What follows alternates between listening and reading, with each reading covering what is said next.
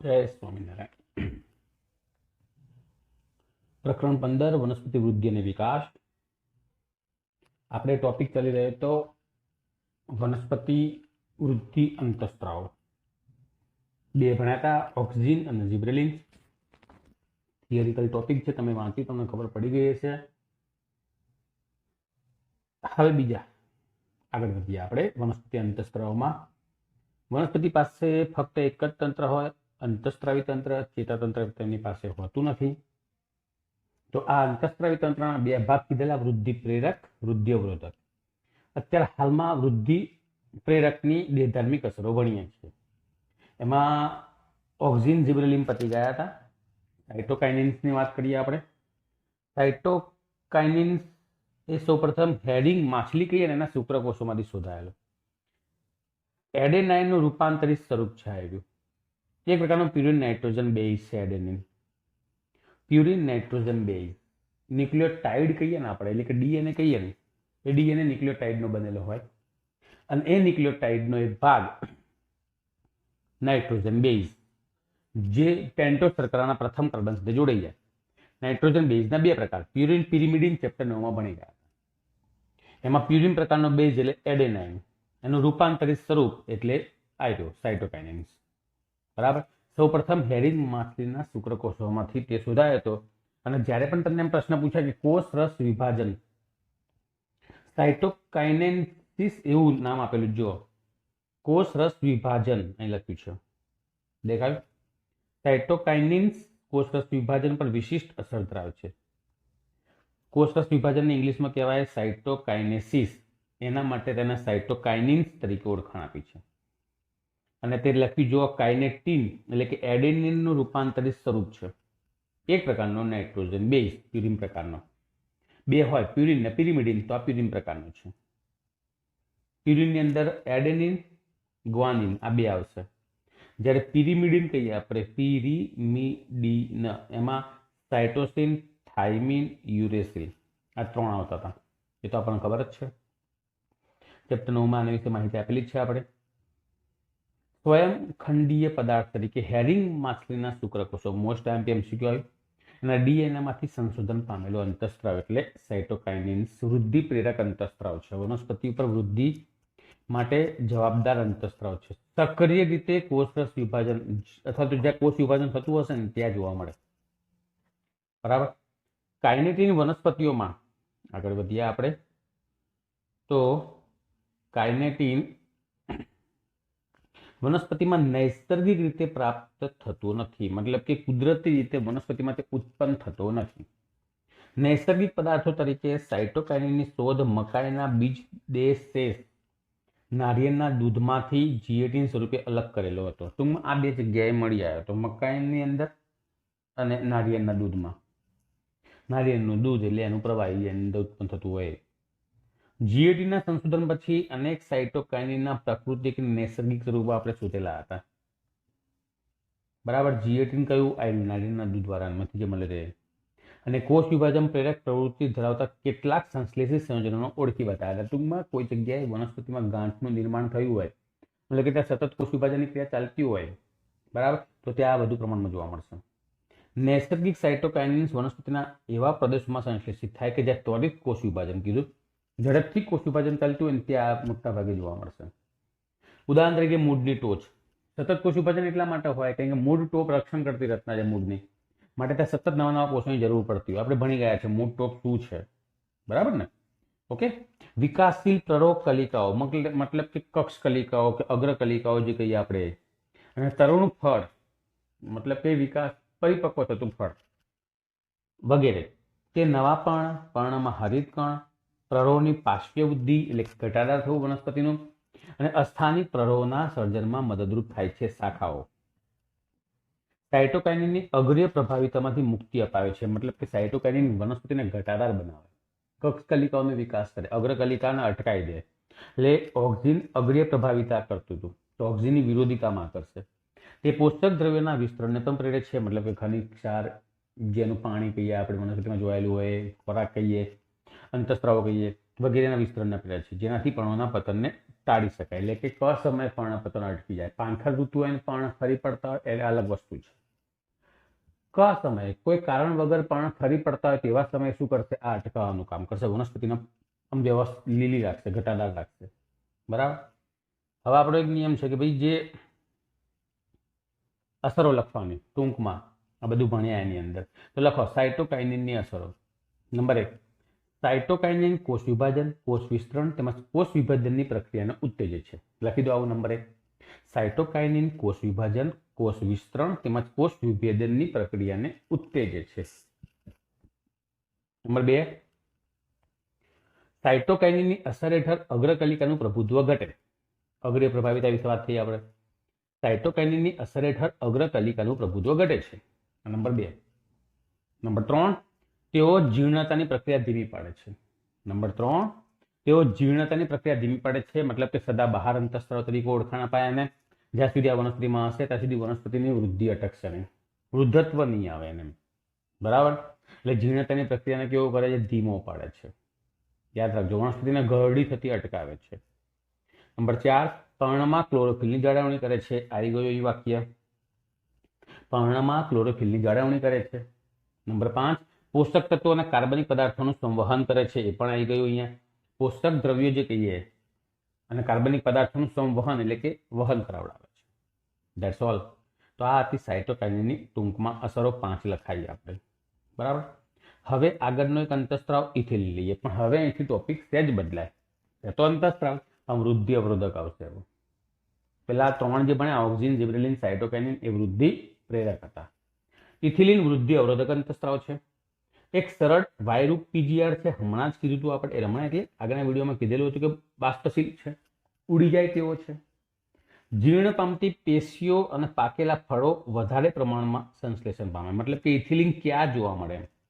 તો જીર્ણ પામતી ઘરડી પેશીઓ કહીએ આપણે અને પાકી ગયેલા ફળો જો કહીએ એની અંદર વધુ પ્રમાણમાં હશે. ઇથિલિન વનસ્પતિની અનુપ્રસ્થ કે સમક્ષિતિજ વૃદ્ધિ, અક્ષતોની જાડાઈમાં વધારો અને દ્વિદળી બીજના બીજાંકુરમાં અગ્રીય પ્રવર્ધમય સંરચના પર અસર પહોંચાડે છે. ટૂંકમાં ઇથિલિન વનસ્પતિની અનુપ્રસ્થ એટલે કે સમક્ષિતિજ વૃદ્ધિ મતલબ શું થાય કે જમીનને સમાંતર વૃદ્ધિ કરાવશે, એટલે કે ઘટાડર બનાવશે. એમ અક્ષતોની જાડાઈમાં વધારો મતલબ કે જે એની પ્રકાંડ હોય એની જાડાઈમાં વધારો કરશે. દ્વિદળી બીજના બીજાંકુરમાં મહત્વનો ભાગ ભજવશે. અગ્રીય પ્રવર્ધમય સંરચનાઓ મતલબ કે જે પુષ્પ કહીએ આપણે, ફળ કહીએ, એ રચનાઓ પર અસર પહોંચાડે છે. ઇથિલિન મુખ્યત્વે પર્ણ અને પુષ્પમાં જીર્ણતા તેમજ પતનને પ્રેરે છે. એટલે કે જે પર્ણ ગરડું થવાયું હોય, જેમાં જીર્ણ પામેલી પેશીઓ હોય, બસ એના શું કરશે? ખરી પડવા માટે જવાબદાર છે ઇથિલિન. એમાં ઇથિલિનનું પ્રમાણ વધી જશે એટલે અમુક ચયાપચય ક્રિયાઓને અટકાવી દેશે, માટે પર્ણ ખરી પડશે. તે ફળોને પકવવામાં પણ ખૂબ જ અસરકારકતા છે. ફળ પકવાની ક્રિયા દરમિયાન તે શ્વસનનો દર વધારે છે. શ્વસનના દરમાં થતો વધારો આકસ્મિક શ્વસન કહે છે. અચાનક થતું વધારો. બરાબર. એટલે એના આકસ્મિક શ્વસન કહેવાય અને એનાથી ફળ પકવાની ક્રિયા ઝડપી થશે. વધુ પ્રમાણમાં ચયાપચય ક્રિયાઓ જોવા મળશે એટલા માટે. પરીક્ષામાં પૂછાય કે સદાબહાર અંતઃસ્ત્રાવ કયો? તો આની પહેલા ભણ્યા સાયટોકાઇનિન. અને એમ પૂછાય કે વૃદ્ધત્વ માટે જવાબદાર કયો? તો ઇથિલિન. બરાબર. તો ફળના પરિપક્વ માટે જવાબદાર અંતઃસ્ત્રાવ કયો? તો ઇથિલિન. ઓકે. ઇથિલિન બીજ અને કલિકાની સુષુપ્તતાને તોડે છે. આપણે એક મહત્વની વસ્તુ છે સુષુપ્તતા. મતલબ કે આપણે જમીનમાં 2-3 બીજ રોપ્યા હોય કે 4-5 બીજ રોપ્યા હોય, એમાંથી 5 બીજ રોપ્યા તો બાદમાંથી 5માંથી 3 ઉગી નીકળ્યા, 2 ના ઉગડ્યા. તો 2 જે ના ઉગ્યા ને એ સુષુપ્ત અવસ્થામાં ગયા હતા. હવે એની સુષુપ્તતા તોડવી પડે. તેના ઇથિલિનના દ્રાવણમાં ડુબાડી રાખો, એની સુષુપ્તતા તૂટી જશે. ઓકે, એ રીતે એમ એટલે ઉગી નીકળે, બીજા અંકુરણ થાય. મગફળીના બીજમાં અંકુરણની શરૂઆત કરાવે છે. બટાકાના ગ્રંથિલ અંકુરણ કરે છે. ગ્રંથિલ અંકુરણ એટલે કે જેમાંથી નવું બટાકું બનતું હોય. ઇથિલિન ઊંડા પાણીમાં ડાંગરના છોડમાં આંતરગાંઠ અને પર્ણદંડની લંબાઈને પ્રેરે છે. મતલબ કે ડાંગરના છોડની લંબાઈ વધારે છે. જિબ્રેલિન જેવું નહીં, જિબ્રેલિન અલગ વસ્તુ છે, ઇથિલિન અલગ વસ્તુ છે. આ અમુક હદ સુધી ઊંચાઈ વધારે. જિબ્રેલિન શું કરે? બહુ હાઇટ વધારે છે. નોર્મલી ડાંગરના છોડની ઊંચાઈ કેટલી હોવી જોઈએ? તો 10 ફૂટની આજુબાજુ હોય. પણ જ્યારે જિબ્રેલિનની અસર થાય ને, એના ઉપર રોગ લાગુ પડે ને, બકાને નામનો, તે 22 ફૂટ લાંબા થઈ ગયેલા હતા. સમજી ગયા? તો આટલું ઊંચું પ્રકાંડ અને એ બી પાતળું, માટે શું થાય? જમીન ઉપર લાંબુ થઈ ગયેલું હતું, માટે એના બગાને મૃત છોડ કીધેલું હતું. અહીં ઇથિલિન એટલું બધું ઊંચાઈ નહીં કરે, પણ અમુક હદ સુધી એને ઊંચાઈ વધારવામાં મદદ કરશે. બરાબર. તે પર્ણના પ્રરોહના ઉપરી ભાગોને પાણીની ઉપર રાખવા મદદ કરે છે. ઓકે, એટલે કે સરળતાથી પ્રકાશ સંશ્લેષણની ક્રિયા કરી શકાય. ઇથિલિન મૂળની વૃદ્ધિ, મૂળરોમના નિર્માણને પ્રેરિત કરે છે, જેથી વનસ્પતિમાં શોષણની સપાટીમાં વધારો થાય. આ બધું તો ખબર પડે આપણને. નેક્સ્ટ, ઇથિલિન અનાનસમાં પુષ્પસર્જન કરવાની શરૂઆતમાં ઉપયોગી છે. તો અનાનસમાં સ્પેશિયલ પુષ્પસર્જન માટે જવાબદાર કોણ છે બેટા? ઇથિલિન જવાબદાર છે. અને ફળને યોગ્ય સમય પરિપક્વતા તરફ લઈ જવામાં પણ મદદ કરે છે, એટલે કે ફળ પરિપક્વ થવા માટે જવાબદાર છે. મોસ્ટ આંબી આંબામાં પુષ્પસર્જનને પ્રેરિત કરે છે. પુષ્પ આવશે તો જ ફળ આવશે ને. ઇથિલિન ઘણી, આંબો એટલે કેરી વાળું, ઇથિલિન ઘણી દેહધર્મી પ્રક્રિયાનું નિયમન કરે છે. તે સૌથી વધારે ઉપયોગી પીજીઆર છે. ઇથિલિનના સ્ત્રોત તરીકે સૌથી વધારે ઉપયોગ સંયોજન ઇથિફોન, મોસ્ટ ટાઈમ એમસીક્યુ બનશે. એ બનાવેલું છે, આપણે સંશ્લેષિત કરેલું છે. ઇથિફોન જલીય દ્રાવણમાં ત્વરિત રીતે શોષણ પામે અને વનસ્પતિમાં વહન પામે. એટલે આપણે જે વનસ્પતિમાં દવાઓ છાંટતા હશો એમાં અમુક ઇથિફોન સ્વરૂપની પણ દવાઓ હશે એમ. પરિણામે શું થાય કે ધીમે ધીમે ઇથિફોન જે હશે એ મુક્ત થતો હશે, એટલે વનસ્પતિને આરામથી મળે. એ ઇથિફોન ટામેટા તેમાં સફરજન ફળોમાં પરિપક્વતાનો વેગ વધારે, મતલબ કે ઝડપથી પાક ઉત્પન્ન થાય, ફળ ઉત્પન્ન થાય, ફળ પરિપક્વ થાય. માટે આપણે ઉપરથી વૃક્ષપતિને તોડીને બજારમાં વેચી શકીએ એમ. બરાબર. માટે ઝડપથી ફળ પકવવા માટે અમુક લોકો આ ઇથિફિનનું પણ શું કરતા હશે? ઇન્જેક્શન આવતા હોય, એટલે એવું થાય. પુષ્પો તેમજ ફળોમાં પતનની તીવ્રતા દર્શાવે છે. કપાસ, ચેરી, અખરોટનું પતન થવું. ફળોનું પતન થાય એટલે કે ફળ પડી જાય, પરિપક્વ થાય તો જ ફળ પડી જાય ને. બસ એ ફળ પરિપક્વ થવા માટે જવાબદાર છે. અને પડી જાય અને પતન ક્યારે થાય? ફળ પાકે ત્યારે. આ તમે આવશો એટલે ફળ તરત ઝડપથી પાકી જશે, પણ તરત પડી જશે. કાકડીમાં માદા પુષ્પોની સંખ્યામાં વધારો કરે એટલે ઉત્પાદન વધી જાય, કે જેથી પાકની ઉત્પાદનમાં વધારો થાય. ઓકે, ચલો આવું ખબર પડી ગઈ. તો આ બધી માથાકૂટ કોની કરી? આપણે ઇથિલિનની કરી. ઓકે, હવે જે એક બાકી છે એબ્સિસિક એસિડ. એબ્સિસિક એસિડ લઈ લઈએ. ચલો, શું છે એબ્સિસિક એસિડ? હવે યાદ રાખજો, વાયુરંધ્રની ઉપર અસર કરતો કોઈ અંતઃસ્રાવ કીધો હોય તો એબ્સિસિક એસિડ આવશે. બરાબર. પહેલા જણા પ્રમાણે એબ્સિસિક એસિડ એબીએ ની શોધ પતન તેમજ સુષુપ્તના નિયમન કરનારી તેની ભૂમિકાઓ માટે થઈ છે. એની શોધ પતન તેમજ સુષુપ્તતાનું નિયમન, સુષુપ્તતા માટે જવાબદાર છે. વનસ્પતિના બીજને સુષુપ્તતામાં ઘુસાડી દે, એટલે કે વનસ્પતિનું બીજ સુષુપ્તતામાં જતું રહે. પરિણામ શું થશે કે વનસ્પતિનું બીજ લાંબો સમય જળવાઈ રહે. તમને એમ થાય કે બીજ સુષુપ્તતામાં થાય તો શું ફાયદો થાય? તો બસ આ લાંબો સમય સુધી જળવાઈ રહે. 2000 સુધી બીજ જે હશે ને એ જળવાઈ રહેતા હશે. આના કારણે સુષુપ્ત અવસ્થાના કારણે, જે સુષુપ્ત અવસ્થા માટે જવાબદાર એસિડ આવ્યો છે એબ્સિસિક એસિડ. પરંતુ અન્ય પીજિયાની જેમ તે પણ વનસ્પતિની વૃદ્ધિ તેમજ વિકાસમાં વ્યાપક પ્રમાણમાં અસર કરે છે. એક સામાન્ય વનસ્પતિ વૃદ્ધિ અવરોધક તરીકે તે મહત્વનું કામ કરે છે. વનસ્પતિ ચયાપચયને અવરોધે છે, મતલબ કે વનસ્પતિને જીર્ણતા પ્રેરતો અંતઃસ્રાવ છે.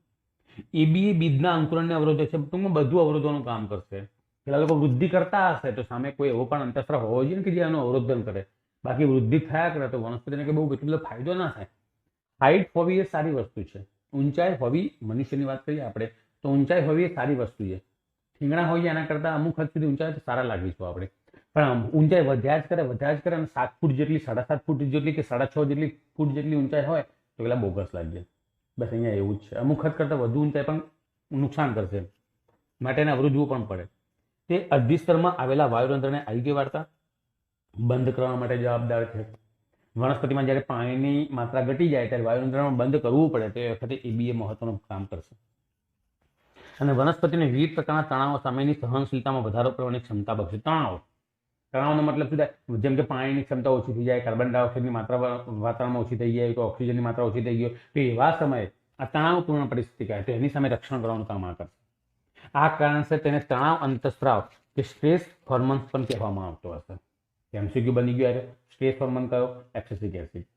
એબીએ બીજના વિકાસ, પરિપક્વતા, સુષુપ્તતા વગેરેમાં મહત્વની ભૂમિકા ભજવે છે. આ વાક્ય ખાસ યાદ રાખવાનું. સુષુપ્તતા માટે જવાબદાર વનસ્પતિ અંતઃસ્રાવ કયો? તો એબીએ, સ્પેશિયલ એબીએ. હા, ઇથિલિન પણ ખરો, પણ એબીએ પહેલા નંબરે. બરાબર. બીજની સુષુપ્તતા પ્રેરિત કરે છે, એટલે લાંબો સમય બીજ સચવાઈ રહેતા હશે. એબીએ આપણે આગળ જોઈએ. એબીએ બીજને શુષ્ક તેમજ વૃદ્ધિ માટે પ્રતિકૂળ પરિબળોથી બચાવે છે. મતલબ એબીએ શુષ્ક તેમજ વૃદ્ધિ માટે પ્રતિકૂળ પરિસ્થિતિ, ખરાબ પરિસ્થિતિ હોય, જેમ કે પાણી ઓછું હોય તો એવા સમયે વનસ્પતિને શું કરશે? બચાવશે. ઘણી બધી પરિસ્થિતિઓમાં એબીએ જિબ્રેલિક એસિડ માટે પ્રતિરોધક ભૂમિકા ભજવે છે, મતલબ કે વિરુદ્ધ ભૂમિકા ભજવે છે. આનો મતલબ શું થાય કે એબીએ જે છે અને જિબ્રેલિક એસિડ જે આવેલા હશે બંને વચ્ચેનું કામ એકબીજાના વિરોધી છે. શું વિરોધી છે? બીજમાં એબીએની માત્રા જિબ્રેલિક એસિડ કરતાં વધી જાય તો બીજનું બીજાંકુરણ ના થાય, બીજ સુષુપ્ત અવસ્થામાં પહોંચી જાય. એને વિરુદ્ધ, જો બીજમાં જિબ્રેલિક એસિડની માત્રા એબીએ કરતાં વધી જાય તો બીજનું બીજાંકુરણ થાય, સુષુપ્ત અવસ્થા તૂટી જાય, એટલે એકબીજાને વિરોધી થઈ. તો અહીં સુધી એબીએ વિશે માહિતી લખવાની. તમને પ્રશ્ન પૂછાય કે એબીએની અસરો લખો, તો અહીં સુધી લખવાનું. હવે નીચે બધું ખાલી એમસીક્યુ વીએસક્યુ છે. આપણે ટૂંકમાં કહી શકીએ કે વનસ્પતિની વૃદ્ધિ, વિભેદન અને વિકાસ માટે એક કે અન્ય પ્રકારના પીજીઆર કોઈને કોઈ ભૂમિકા ભજવતા જ હોય. આપણે બધી ભૂમિકાઓ આગળ ભણી ગયા, લખાઈ પણ ખરી તમને, બરાબર. આ ભૂમિકાઓ પૂરક કે પછી પ્રતિરોધક પણ હોઈ શકે, એકબીજાની સાથે કાં તો પછી એકબીજાને વિરોધ પણ હોઈ શકે છે. આ ભૂમિકાઓ વ્યક્તિગત કાં તો સ્વતંત્ર એટલે કે પોતાની અલગથી હોય, કાં તો પછી સંયુક્ત એટલે ભેગા થઈને જોવા મળતી છે. બે પીજીઆર ભેગા થઈને કામ કરતા હશે. આ રીતે વનસ્પતિઓના જીવનની ઘણી બધી ઘટનાઓ થતી હશે, જેમાં એક કરતાં વધારે પીજીઆર મહત્ત્વની ભૂમિકા ભજવતા હશે. કઈ કઈ ઘટનાઓ થતી હોય? તો બીજ અથવા તો બીજની કલિકાઓમાં સુષુપ્તતા પ્રેરાતી હોય, પતન અવસ્થા આવતી હોય, વૃદ્ધત્વ કે જીર્ણતા આવતી હોય, અગ્ર પ્રભાવિત હોય. દરેક ઘટનાઓ પર પીજીઆર મહત્ત્વનો ભાગ ભજવે છે. યાદ રાખો, પીજીઆરની ભૂમિકા એક પ્રકારના આંતરિક નિયંત્રણની હોય છે, એટલે કે વનસ્પતિની દેહધાર્મિક ક્રિયાઓ જે હશે એનું નિયંત્રણ કરતી હશે પીજીઆર. પણ આ જનીનિક નિયંત્રણ તેમજ બાહ્ય પરિબળોની સાથે જોવા મળતું હશે, એટલે કે જનીનો દ્વારા નિયંત્રિત હશે આ પીજીઆરની ભૂમિકાઓ, કાં તો બાહ્ય પરિબળોથી નિયંત્રિત થતી જોવા મળતી હશે, બરાબર. વનસ્પતિની વૃદ્ધિ અને વિકાસમાં મહત્વપૂર્ણ ભૂમિકાઓ પીજીઆર ભજવતા હોય, પણ એ જનીનિક નિયંત્રણ કે બાહ્ય પરિબળોના આધારે થતી હોય. ઓકે, કોની ભૂમિકા? પીજીઆરની. ઘણા બધા બાહ્ય પરિબળો જેમ કે તાપમાન, પ્રકાશ એ વનસ્પતિની વૃદ્ધિ તેમજ વિકાસનું પીજીઆરના માધ્યમ દ્વારા નિયંત્રણ કરવાનું કાર્ય કરે છે, બરાબર. એ તમને પાછળ નીચે આપી જો પ્રકાશ અવધિ, તાપમાન માટેનું વાસંતીકરણની પદ્ધતિને બધું આપેલું જ છે તમને એની અંદર. એવી કેટલીક ઘટનાઓ જેવી કે વાસંતીકરણ, પુષ્પસર્જન, સુષુપ્તતા, બીજાંકુરણ, વનસ્પતિ હલનચલન વગેરે વગેરે પીજીઆર મહત્વની ભૂમિકા ભજવતા હશે અને બધા બાહ્ય પરિબળો આધારિત કામ થતું હશે. વાસંતીકરણ, પુષ્પસર્જન, સુષુપ્તતા, બીજાંકુરણ દરેકમાં શું થતું હશે? બાહ્ય પરિબળો મહત્વનો ભાગ ભજવતા હશે, પણ આ બાહ્ય પરિબળો પીજીઆર દ્વારા બધા કામ કરાવતા હશે. ઓકે, તો અહીં સુધી રવા દઈએ આપણે. ત્યાં સુધી આવજો. બાય. જય સ્વામિનારાયણ.